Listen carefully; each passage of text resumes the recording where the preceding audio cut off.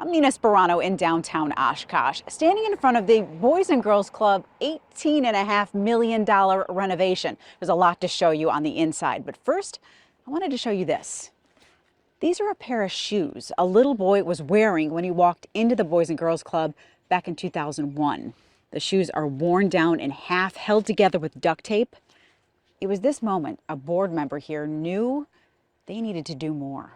So we started this project really in 2021. Our attendance had gone up so significantly after COVID, we were out of room for kids. Now expanding across an entire city block, the $18.5 million renovation boasts larger classrooms, a community center, Head Start building, and essential services to help meet the basic needs for up to 450 kids per day. We also have that population of kids that just needs that extra bit of support. So when they go to school, they have the normalcy of being like every other kid.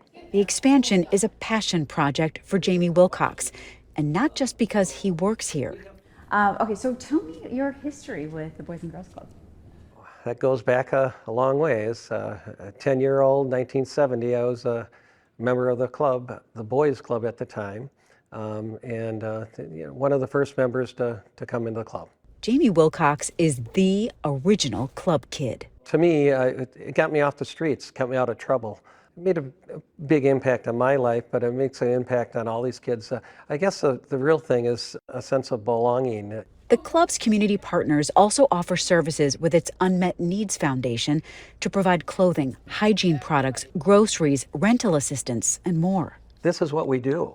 We provide services for our kids that nobody else in the community is doing. 50 years after joining as a member, 44 years of service, and one building dedication later, Wilcox has made a profound impact on this community. And these shoes, he says, serve as a reminder of the need that's always out there. I mean, I was a kid. I was one of those kids, back in the day. And the club really helped my family out, and they actually helped grow my family. The renovated Boys and Girls Club on Monroe Street downtown is now officially open. The CEO tells me spring break next week will be its first big test of these new spaces. The project is 97% funded. They're only $500,000 short of the final phase, where a second gym and a playground will be built here. If you'd like to help or to donate to the Oshkosh Boys and Girls Club, I've posted information on our website, NBC26.com.